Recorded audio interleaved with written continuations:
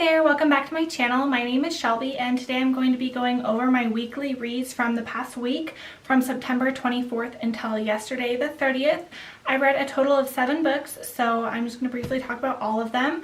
I'm going to list each of their Goodreads below as well as mine, so if you want to check out my reviews, they'll be on my Goodreads page. So let's hop right into it.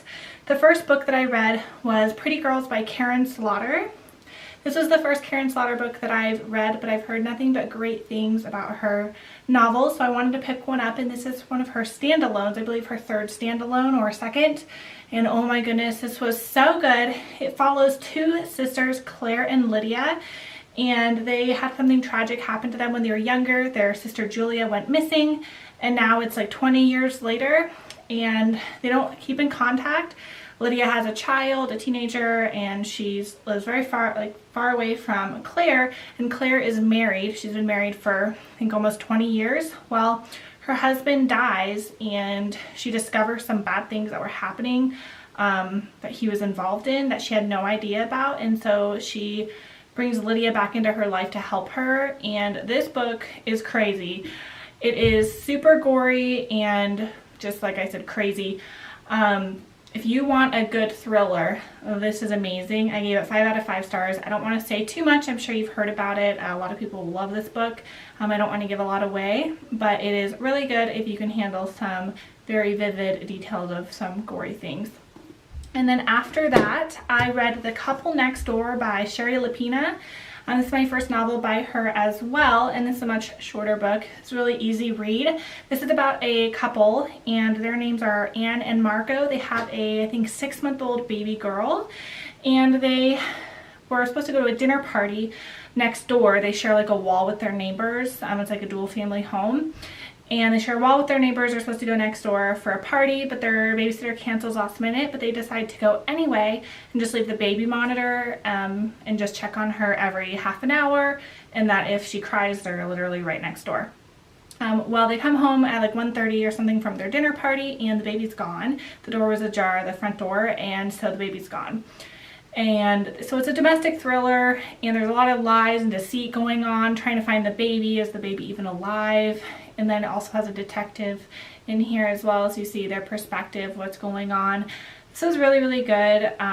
Definitely was really suspenseful and creepy because I have a almost 3-month-old baby, and that would be like my worst nightmare. So it was really, really good. I gave it 4 out of 5 stars. And then after that, I did read a short story by Taylor Jenkins Reid.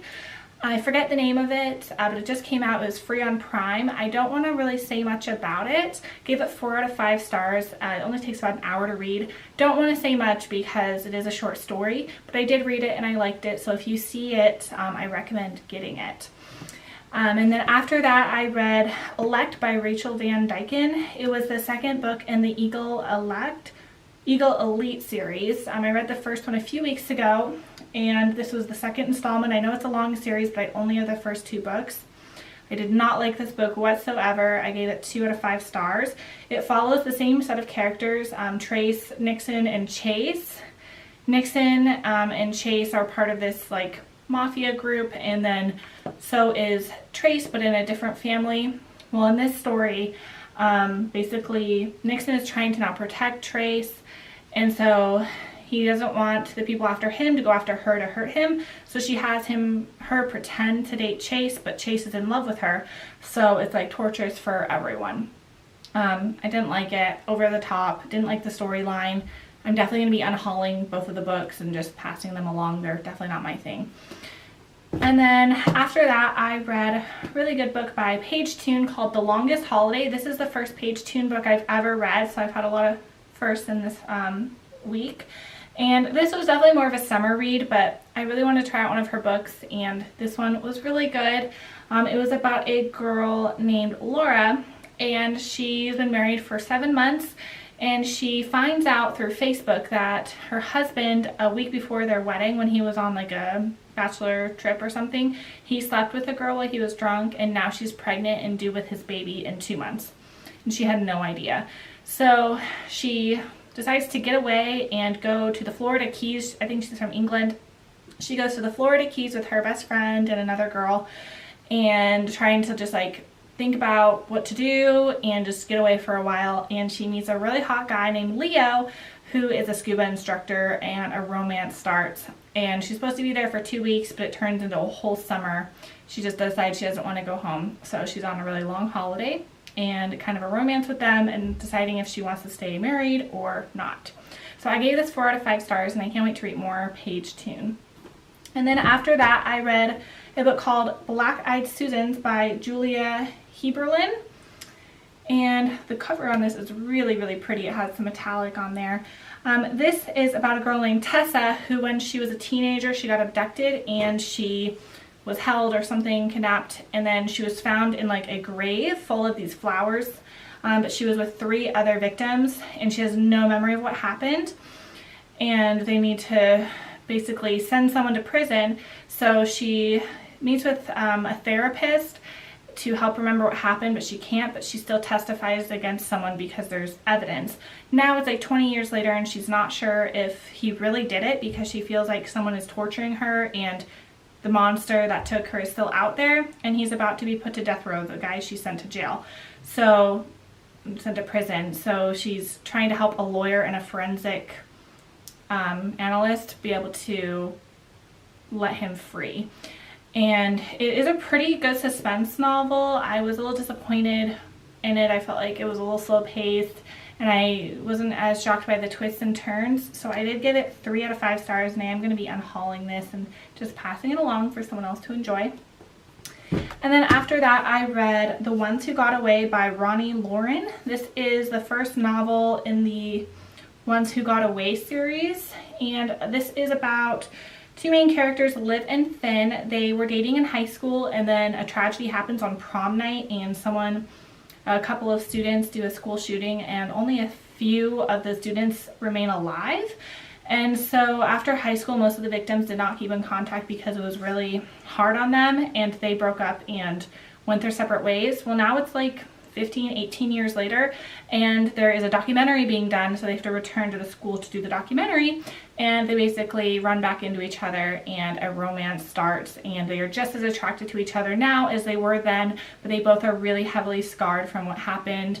He's an FBI agent, always on the run looking for who did this, like provided guns, to the teenagers, and she is having a lot of anxiety from what happened, and she's a web designer, like just a workaholic. And so basically a romance ensues, and they spend a summer together, and it is absolutely amazing. I almost gave it 5 stars. I gave it 4.5. I really, really, really enjoyed it, and I loved learning about both the characters. I felt like I really got to know them. But I'm definitely looking forward to the next. I think the 3rd one is coming out early next year as well. And then the last book that I read that I finished up this morning is The Roanoke Girls by Amy Engel. This came out last year, and it is a thriller suspense novel, and it follows a girl named Lane, and her mother has committed suicide. She's 15, about to turn 16, and instead of going into foster care, she gets sent to live with her grandparents, who she knows nothing about because her mother wouldn't talk about them. So she goes to live with them in Kansas, and then she learns that there is a cousin there of hers named Allegra who's about the same age as her, and she lives with her as well, and they become like best friends. They spend a summer together. They get wrapped up in dating boys, and they have a lot of fun together. But then there's this dark cloud going on. Some really bad stuff happens in that house, and it's really, really messed up. And so she leaves after the summer, and you wonder why. So it's going back and forth between then and now. And then now she's been away from there for over 10 years. And then she gets a call from her grandfather saying, you need to come back because Allegra is missing. So she's brought back there to this place that she tried so hard to forget and to leave in her past. And now you're wondering, will she ever be able to leave again and, start over again? It is really, really dark, but really good. I highly recommend it. I gave it 4 out of 5 stars. So those are all the books that I've read this week. Like I said, I will list them all below. There are links to Goodreads and mine as well. Thank you guys so much for watching, and I'll see you guys next time. Bye.